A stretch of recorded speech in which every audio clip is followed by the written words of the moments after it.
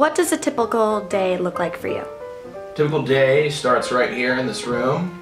Unlock my door, go make the coffee for everyone here in the library, and then sit down, check my email, see if anyone needed some help yesterday or the day before, over the weekend, so then I can go take care of any of those needs. And then from there, I just kind of wait around for students who come and give me something that they need help with, or staff that reaches out, go forward. And then me and the big dog here, Mr. Gladstone, we work together on a lot of different things, and every day is a little bit different. Cool, can you take me through it? I could take you through it. So like I said, we just start with the email, and then say a student needs a Chromebook, we go right back here, and there we got a whole bunch of different devices. The freshman devices, junior, senior, sophomore, all you guys. If you need something, it's back there. Should a student need a charger, we also have some of those in there, and up front with our lovely librarians. Outside of that, I do a lot of helping folks out over here with the ID making machine and software. So if someone needs an ID, I sit on down, I open it up, and we get a nice breakdown of who someone is, punch it in, print it out, send them on their merry way.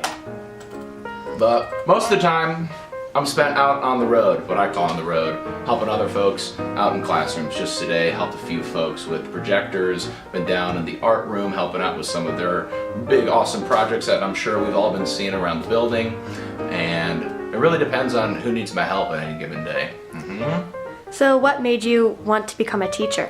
So, teaching is something I've wanted to do since maybe freshman year of college. Wasn't sure what my game plan was, went into school undecided on my major, took a class called Discovering Yourself as a Teacher, fell in love with it. Content was really fascinating, understanding how you could have such an impact on so many different people, and that impact can spread year after year after year to more and more students in your own classroom, but also what your students do outside the classroom when they become their own adults. It's really, really neat. Cool. How do you encourage creativity in school? I love to give my students, should I have my own classroom, I don't right now, that is the mission. But if I were to have my own classroom, it would definitely be give kids as much agency as possible.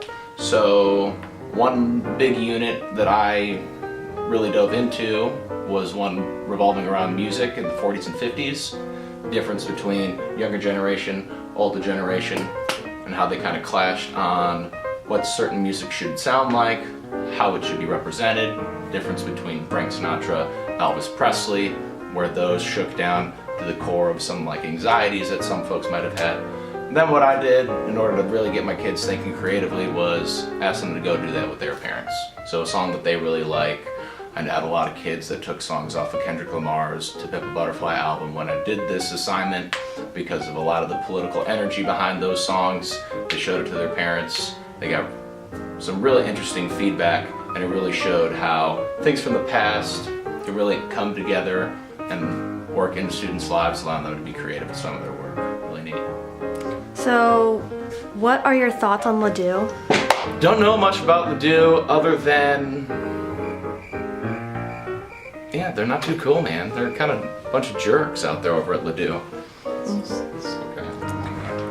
So why did you choose to work at Clayton? Why did I choose to work at Clayton? Actually, Clayton's the only place that really kind of gave me a chance. I applied to a lot of different places all over the district, or pardon me, all over the county and in the city, and got really lucky as a long-term sub last year at Y-Down in the engineering models classroom. And then this year I ended up as a tech intern instead of in my own classroom. So it was really kind of just lucking back into this district. Awesome place to work, and it's really kind of a good thing that I didn't get a job anywhere else. I'm really happy to be back. Do you have any interesting stories? From the classroom, you mean? Yeah, just anything really weird a student has done. Students do a lot of weird things.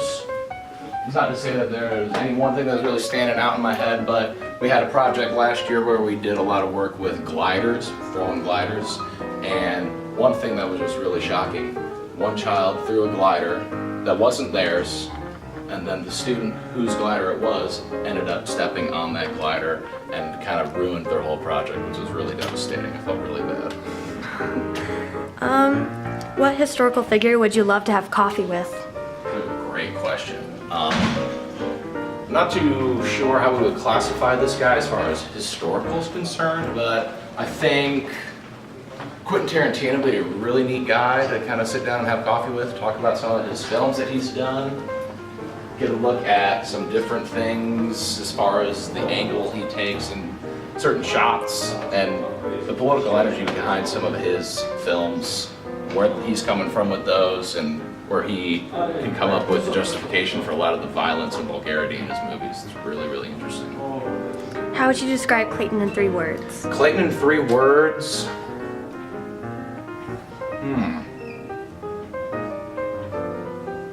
Great question. I'd probably go with high energy kids. Seeing you guys walk around, very energetic, very excited to be with one another. You guys love seeing all your friends. Hopefully you love your teachers. We love you guys right back. And there he is. And those are the 3 words I would describe the district, because you guys are the life force that keeps everything going here. Yanny or Laurel? What was that? Yanny or Laurel? Laurel. It's been scientifically proven that it's Laurel. What do you have to people who hear Yanny? Do some research. What advice do you have for freshmen? Freshmen, dive into anything. Don't try to kick it with your same friends that you've been hanging out with all through middle school, doing the same sport or activity that you've always done. Do something a little different. What do you have? Oh, sorry. No, continue. What advice do you have for sophomores? Sophomores, study hard. Don't let what you might have thought was a difficult year or maybe even an easy year freshman year kind of get a hold of you. Really dive into everything you're doing and stick with it. Juniors. Juniors, start looking into some of those like AP courses that you really enjoy. Don't just take them for the sake of taking them. They can eat up your schedule, eat up your social life. And I know it's a really stressful time as far as school's concerned, but try to really let being an upperclassman kind of guide you and feel some good energy through that. And seniors? Seniors, make it count. Don't just coast through it. It's a really important year as far as getting applications out to schools, getting an idea of where you want to go with the rest of your life, so don't just take your foot off the gas, be pedal to the metal the whole way through. What's your favorite quote? My favorite quote, Jimmy Valvano, North Carolina State basketball coach. He says, "Don't give up, don't ever give up."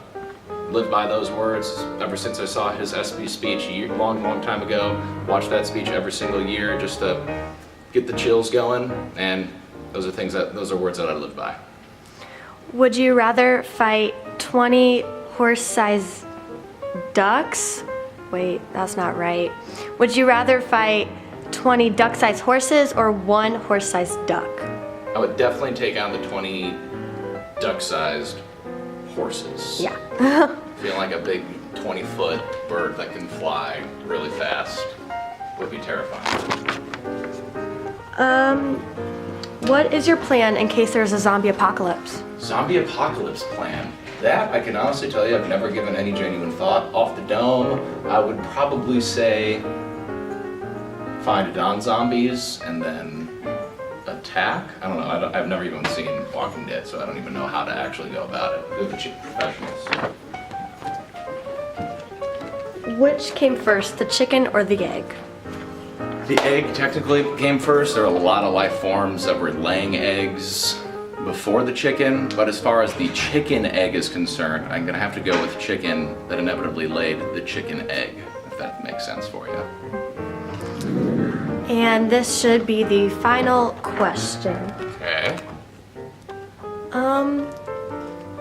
If you could live on Mars, would you? No, never. Sounds cold and waterless. Okay, that's all we have. Cool. Thank you you. guys.